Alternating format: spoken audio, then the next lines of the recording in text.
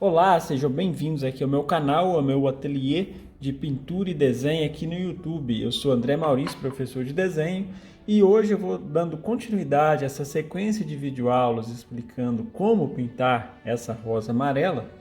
Eu vou explicar como misturar as cores de uma forma para que a gente possa depois poder aplicar essas cores. Então, acho que após o desenho, um dos grandes pilares, assim, uma das grandes coisas importantes de uma boa pintura é uma boa análise das cores, né? Então, eu olhando essa rosa, não é exatamente amarelo que eu vou usar, eu tenho que fazer algumas misturas. Então, é isso que eu vou apresentar para vocês aqui agora.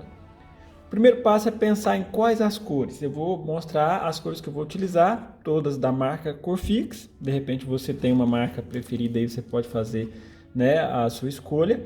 Mas eu vou usar da marca Corfix o branco de titânio.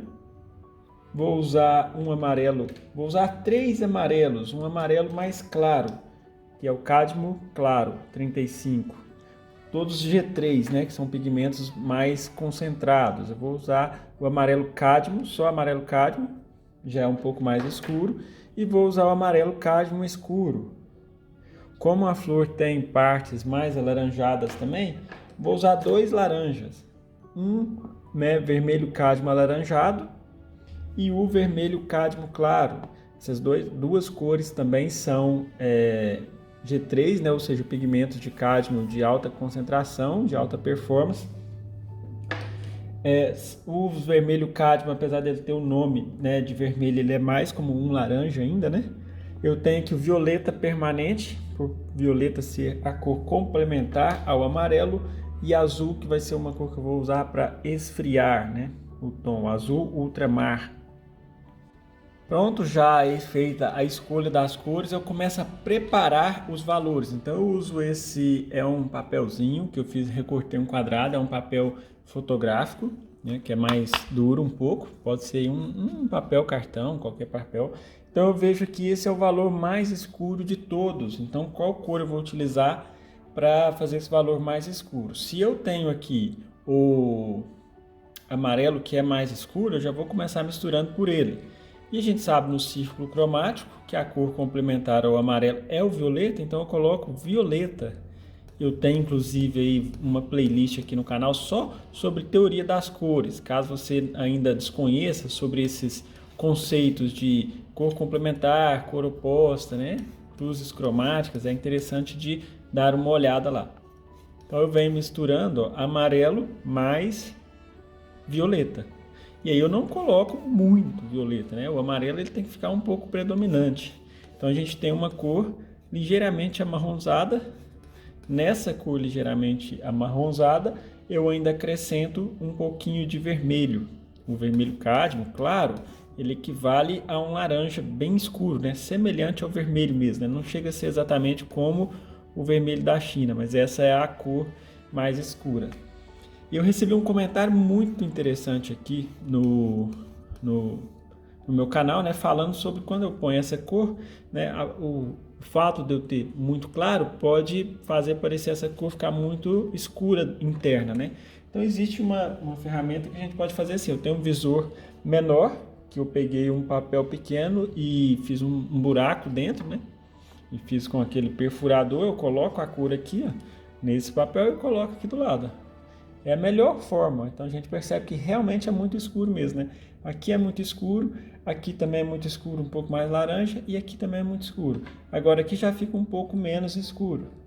Então se está um pouco menos escuro, eu vou utilizar o amarelo também, o mesmo amarelo que eu ainda estou na sombra, e vou utilizar a violeta também, só que agora eu vou diminuir a quantidade de violeta.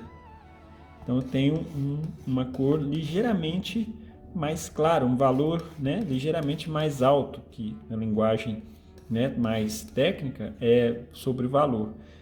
Aí isso eu posso comparar também. Acho que eu vou pôr um pouquinho já de vermelho para ficar ligeiramente laranja, porque tem um pouco, geralmente nas flores amarelas, né, e até mesmo no girassol amarelo, as sombras têm essa cor ligeiramente amarronzada. Então vou fazer esse teste aqui.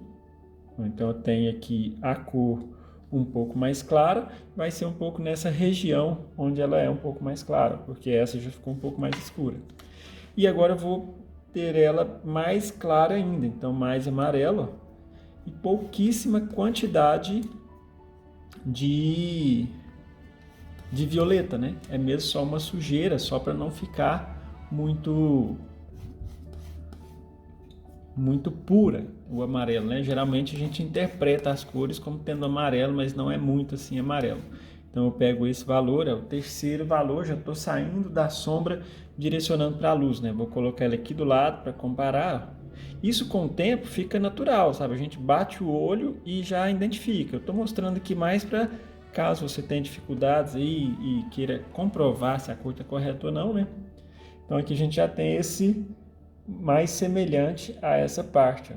E aqui eu tenho ele que já é mais claro ainda. Se é mais claro, eu vou deixar de pegar o amarelo escuro e já vou pegar esse amarelo que é o cádmio. Ele não é nem claro e nem escuro. E nesse amarelo, uma pitadinha também do violeta, né? A cor, os amarelos mais claros, quando eu misturo a violeta, fica ligeiramente verde, né? Mas assim, é somente um pingo mesmo, né, que eu coloco de violeta, só para a cor não ficar exatamente pura, né? Então eu tenho um valor um pouco mais claro aqui, ó, que seria esse. Aí eu faço a comparação também, esse visor aqui já não está tendo espaço mais, vou pegar o outro lado e colocar aqui para comparar a cor e coloco essa mesma cor aqui, ó. Então já tem uma coloração mais semelhante, mas se eu precisar dele ligeiramente esverdeado, igual aqui, tem uma corzinha ligeiramente esverdeada, eu posso pôr um pingo de azul, mas um pingo mesmo, porque o azul é muito assim, forte, né? Acentuado. Então aqui eu acredito que a cor já ficou mais semelhante, né? É pouquinha diferença, mas acaba que, né, se a gente quiser uma pintura mais natural, né, semelhante ao que é na realidade, ó, é uma corzinha ligeiramente diferente, é um pouquinho mais verde. Só que isso muda muito, né? Nesse lugar aqui, ó, ela já está mais laranja, que é um pouco mais acima. E nesse aqui já tem mais laranja ainda, porque na verdade são duas escalas que a gente vai trabalhar simultaneamente, né? Eu tenho essa escala aqui, que é uma escala eu chamo de amarelos amarronzados, porque esse aqui lembra um pouco o amarelo, lembra um pouco marrom, né? Essa cor quando a gente coloca violeta. E tenho também algumas cores que eu vou utilizar laranja. No caso aqui eu pego o vermelho cádmio claro, que é uma cor mais escura aqui do laranja, e comparo a esse. Só que não, né? É claro, obviamente está muito vermelho, está muito vivo.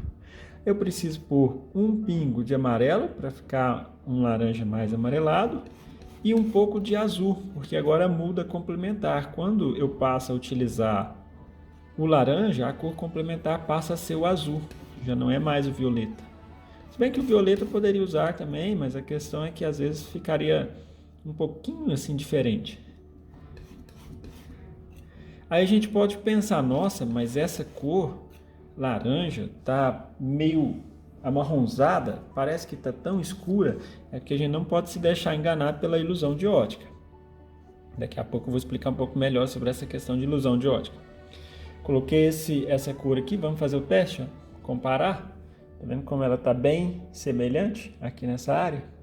Só que aqui, né, onde é mais escuro, aqui já é ela um pouco mais clara. Então daí a necessidade de eu fazer essa escala à parte.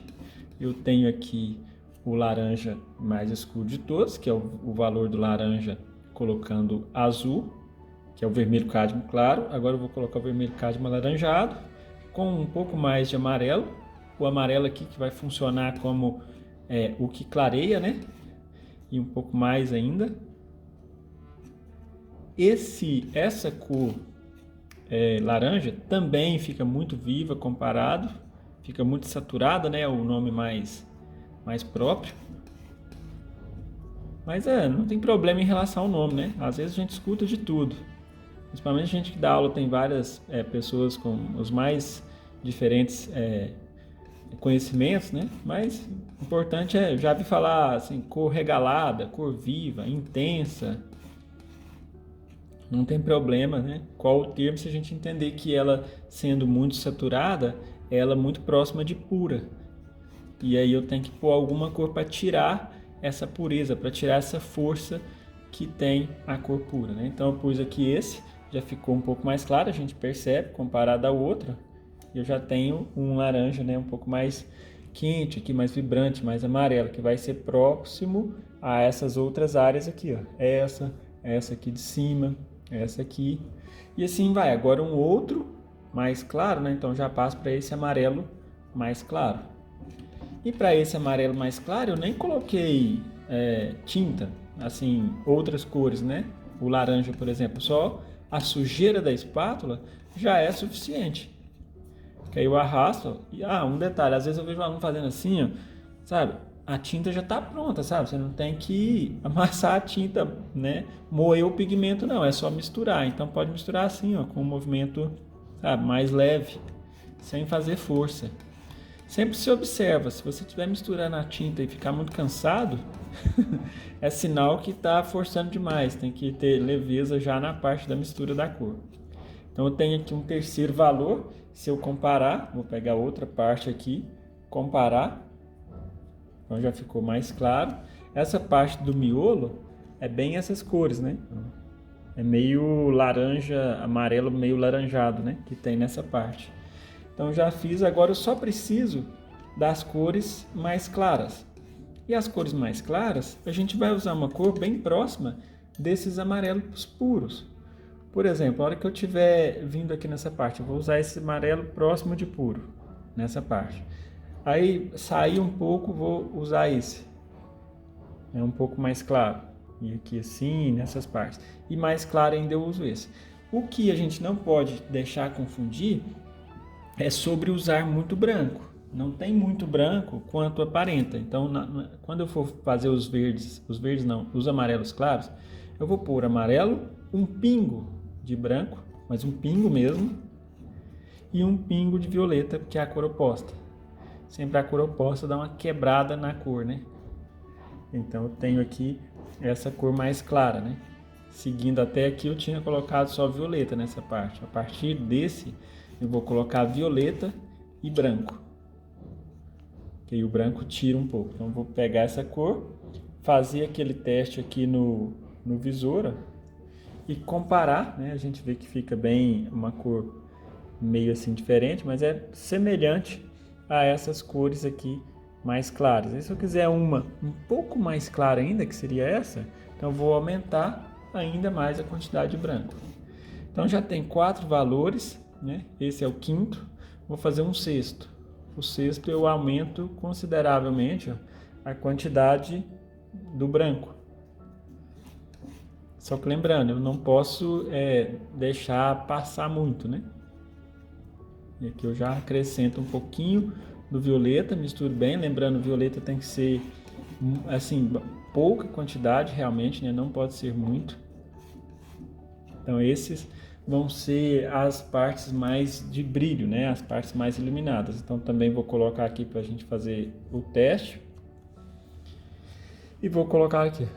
Então a gente percebe que bateu bem em cima, né? E se eu colocar o amarelo puro, não vai dar certo.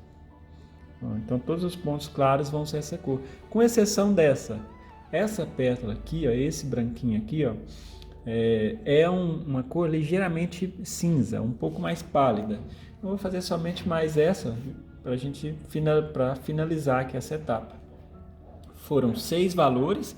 4 escurecendo, ou seja, colocando um pouco de cor complementar, e 2 clareando, pondo branco, só que é complementar também, mas não com o intuito de escurecer a cor, mas de tirar um pouco da intensidade, né, da pureza dela. Para fazer aquela cor ligeiramente cinzenta, eu tenho também aqui, falei sobre a playlist que eu tenho sobre teoria das cores, né? Uma delas é sobre os cinzas cromáticos. Cinza, teoricamente, é preto e branco. Só que cromático vem de cor, então um cinza colorido. Um cinza colorido seria uma mistura de cores opostas mais o branco. Então aqui eu tenho o violeta com branco, vai ficando essa coloração assim meio pálida, só que aquela cor lá é mais fria. Eu ainda aumento o azul. Essa é uma cor um pouco mais complexa porque tem um pouco mais quantidade de misturas. Eu tenho aqui o azul e o laranja, que é oposta ao azul. Pus laranja demais, a cor esquentou, vou pôr mais azul. Porque aquele brilho ali, ele é um brilho ligeiramente frio. Então pus essa cor e vou pôr lá para comparar. É claro que vai ter variação dessa cor aqui. Tem lugar que ela é um pouquinho mais clara, tem lugar que ela é um pouquinho mais escura. Vou fazer a comparação aqui com o visor. Ó, ficou bem do lado do branco, dá para perceber que é uma cor bem cinza, né? E vou colocar aqui. Então ficou um pouco semelhante. Aqui nesse cinza, nesse lugar, a pétala parece ter uma pequena dobra aqui assim, ó. Aqui em cima ela é até um pouco mais escura e aqui embaixo ela é até um pouco mais clara. Então, além desse valor, eu vou pôr aqui um pouco de branco para deixar essa cor mais clara um pouco. Que aí eu consigo chegar naquela característica lá, né? Então essa aqui eu deixei mais claro. Quando é foto a gente pode até fazer isso, colocar a cor direto lá na foto, que aí dá para limpar com um pano que não estraga, né? Isso se for uma foto impressa, né? Na impressão comum de papel, isso estragaria a imagem. Essa é mais clara e agora eu vou fazer uma mais escura, ou seja, eu vou aumentar a quantidade de amarelo. No caso aqui eu estou usando o amarelo claro porque eu estou em áreas iluminadas. E vou aumentar a quantidade do violeta, aumentando assim, daquele jeito, né? Pequenas quantidades. A cor fica ainda ligeiramente quente, eu acrescento o azul para deixar a cor ligeiramente fria. Então essa que eu acho que é uma das partes mais complexas, né? Da pintura de flor amarela, né? Da rosa amarela. Fria, sim, porque na verdade a gente pode até chamar de verde também, porque um pouco de amarelo com um pingo de azul fica uma coloração ligeiramente esverdeada. Então esse é um tom ligeiramente cinza. Se a gente põe, ó, vê que ficou bem semelhante. Então essa é a etapa de mistura das cores. Bom, após os valores estarem prontos, eu dei uma reorganizada aqui na paleta, coloquei todos aqui em sequência, né? Os valores da cor mais amarela e os valores da cor mais laranja. Antes de pintar, e os valores meio cinzentos, aqui esses três, né? Antes de pintar, eu vou apresentar algumas características para você que nunca pintou, vai ser muito bom. Para você que já pinta, você faz uma reciclagem. Veja se tem alguma dessas coisas que você já conhece ou não, mas vale a pena assistir. Veja bem, eu tenho aqui degradê. O que é degradê? Aqui eu tenho a escala de valores, eles estão separados, mas aqui nem sempre eu tenho eles separados. Então degradê é quando eu faço isso, eu pego uma primeira cor, vou começar pelo branco aqui, né? Eu tenho branco, né, praticamente puro, depois eu passo para outra cor um pouco mais escura, depois para essa eu ponho a cor, mas ao mesmo tempo eu vou misturando com a próxima. E aqui um macete, ó, às vezes eu não passo de uma para outra, né? Por exemplo, eu estou nesse valor, eu pintei esse valor aqui nesse lugar. Ao invés de eu passar para o outro, eu misturo os dois juntos. Então isso é uma coisa muito presente na pintura. Você fazer uma transição de um valor para o outro progressivamente, para depois passar para aquele próximo valor puro. Então nisso eu digo que eu estou fazendo um degradê bem progressivo, ou seja, não tem muita diferença entre o próximo tom e o anterior, entre o próximo valor e o anterior, né? Eu vou sempre misturando um com o próximo. Isso assim, geralmente se faz com pinceladas curtas, né? Então aqui eu tenho um degradê dessa cor, né? Eu vou fazer um outro aqui menor da cor laranja, porque são duas escalas paralelas que eu tenho, né? Porque não vai ter a rosa amarela não vai ser exatamente amarela, né? Ela tem partes amareladas e tem partes que predominam um pouco mais dessa cor mais alaranjada. Então disse que são dois matizes diferentes. Então esses conceitos, por que eu resolvi apresentar esses conceitos aqui? Os conceitos, na verdade, são mais importantes do que a própria pintura em si, né? Agora, os contrastes, nem toda pintura se dá por degradê, nem todas as áreas a gente tem degradê. Geralmente, numa mesma pétala, a gente tem um degradê. Eu venho aqui nessa pétala muito clara e ela vai escurecendo aos poucos e ficando laranja aqui.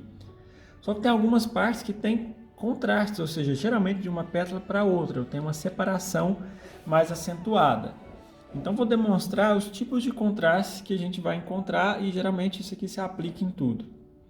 Todas as pinturas, né, vão ter algumas dessas formas, né? O contraste mais forte que eu posso ter é um contraste assim, entre uma cor muito clara, a primeira lá da escala ou uma das primeiras, e a última. Esse é chamado de contraste forte.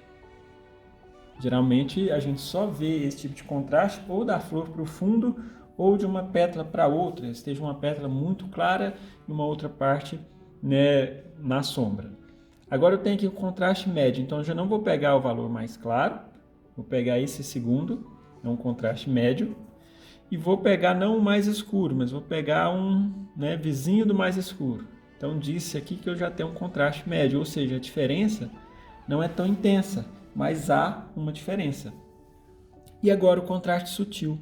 O contraste sutil, a diferença suave entre um valor e outro, ele é uma diferença entre dois vizinhos. É quase um degradê. Às vezes é até difícil identificar o que é. Vou pegar um pouquinho do próximo aqui para dar um pouco mais de diferença. Às vezes é até difícil de identificar, né, onde termina o contraste sutil e onde começa o degradê, né? Agora vamos fazer uma análise para ver onde isso pode acontecer. Por exemplo, aqui, ó, nesse lugar aqui, ó, nessa sombra que tem aqui, eu tenho uma sombra muito suave aqui, né? A de cima já é um pouquinho mais acentuada. Eu tenho um contraste suave, ou seja, esse, porque não é exatamente degradê. Aqui em cima eu já tenho um contraste um pouquinho mais, mais médio, né? De suave para médio. E aqui, ó, na divisa dessa pétala aqui, profundo, eu já tenho um contraste um pouco mais forte. Não é tão forte assim, mas é forte. O interessante é a gente identificar os tipos de contrastes. E vamos para a próxima etapa agora, né? Porque ainda tem muita coisa a se analisar. Ilusão de ótica. O que vem a ser ilusão de ótica? Eu vou colocar aqui esse valor do meio, porque a ilusão de ótica ela acontece mais com os tons intermediários, né? Então aqui eu tenho esse tom intermediário, aqui eu também tenho o mesmo tom intermediário, o mesmo valor, né? Aqui também um outro valor intermediário e aqui um outro. São 4 valores, né, que eu coloquei. São todos idênticos, né? Pois eu peguei exatamente do mesmo local. Agora eu vou fazer uma coisa de envolver essa cor com uma outra cor. Então eu vou até pegar, né, um pincel limpo aqui. O primeiro teste que eu vou fazer é envolver essa primeira cor com branco. Então eu faço isso, essa primeira cor, eu coloco branco em volta dela. Aí que começa a ilusão de ótica, né? Ilusão de ótica parece que é, mas não é. É uma ilusão, né? É uma criação que faz a pessoa acreditar uma coisa exista, porém não existe. São efeitos que são criados, né? Aqui, por exemplo, é o efeito que a gente chama de efeito de campo. Então, passei branco em volta dessa cor. Agora vamos continuar nos testes aqui. Essa é uma cor bem quente, né? Vou colocar uma cor mais fria. Vou misturar o violeta aqui com o azul. O violeta e azul são valores bem baixos, né? São cores bem escuras. Eu vou passar em volta dessa cor. Com isso eu tenho uma intensidade, né, diferente. Aqui a gente já está começando a perceber algumas características. Agora, em volta da última, eu vou passar vermelho. Isso aqui foi muito estudado, amplamente aprofundado com os impressionistas, né? E depois toda a sequência que veio após o movimento impressionista, porque eles estudavam muito as cores, né, os contrastes simultâneos.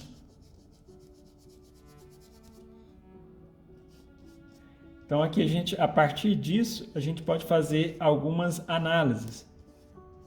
A primeira que eu faço é a seguinte: me parece, né, que se a gente cobrir aqui e se a gente tivesse visto isso sem saber dessa preparação, talvez o que acontece, eu usei esse tom do meio, certo? O valor do meio.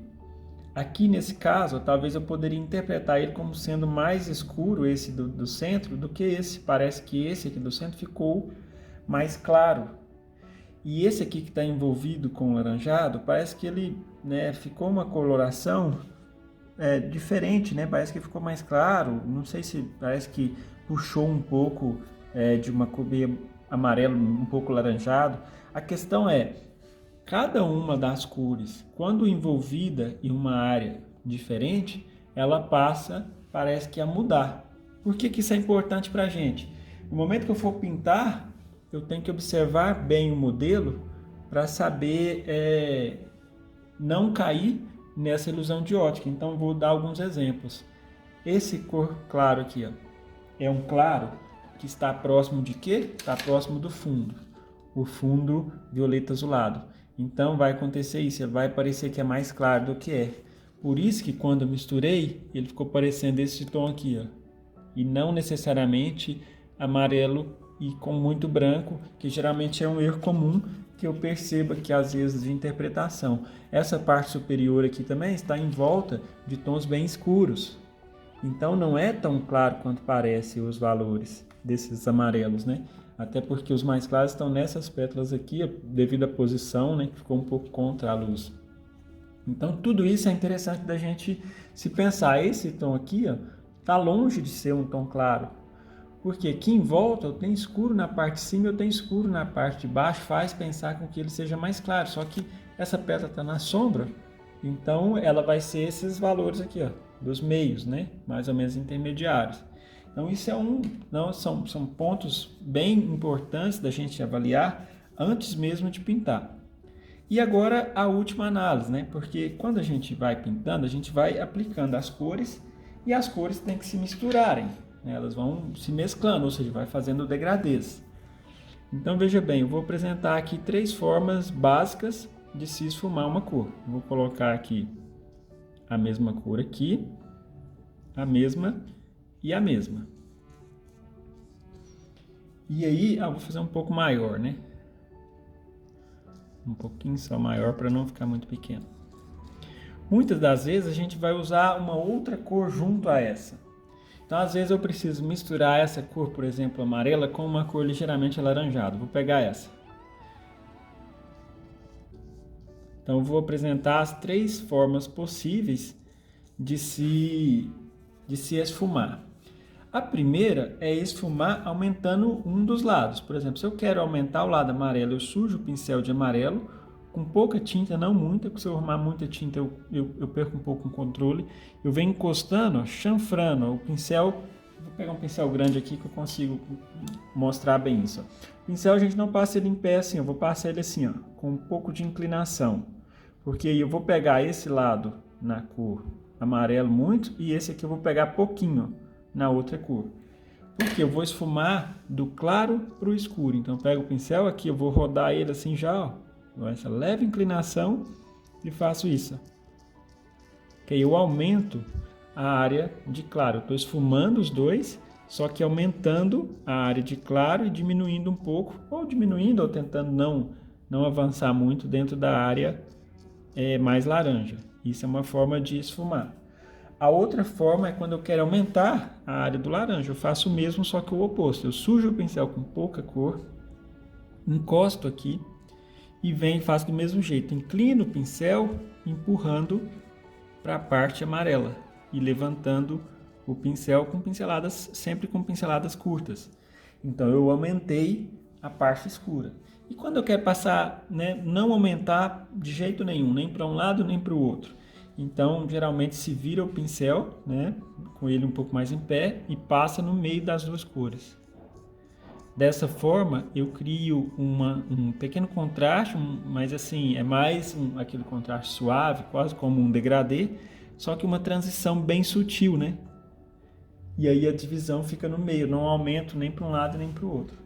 Então, eu apresentei essas 4 características, né, sobre contraste, sobre degradê, sobre ilusão de ótica e sobre forma de esfumar, porque lembrando sempre lá a frase, né, de mais de 500 anos do Leonardo da Vinci, quem pensa pouco erra muito. Mas o que pensar exatamente, né? Quando a gente vai pintar, já tendo, né, considerando que eu tenho o desenho pronto, que são outras formas de pensar, né, que eu vou analisar a forma, que já foi explicado em vídeos anteriores, eu tenho que pensar na estrutura de como observar e identificar as formas sem cair na ilusão de ótica, identificando o contraste correto, identificando onde tem degradê e sabendo a forma como esfumar uma cor com outra, certo? Dito isso, é só aguardar aí o próximo vídeo onde eu vou explicar o passo a passo da pintura, da aplicação na prática de todos esses conceitos teóricos, tá? Muito obrigado por acompanhar até no final de mais um vídeo. Por favor, deixe de dar deixar a sua opinião, deixar seus comentários. Você já conhecia sobre esses temas? Se não, deixe aqui o comentário. O que você achou mais interessante aqui que você ainda não sabia? Não deixe de compartilhar aí com aquelas pessoas que você conhece, que fazem arte, que fazem pintura. Vamos aumentar aí o conhecimento prático, né, e o conhecimento teórico artístico no Brasil. Vamos elevar a cultura do nosso país. E é isso, né? Mais uma vez, muito obrigado e a gente se encontra na próxima aula.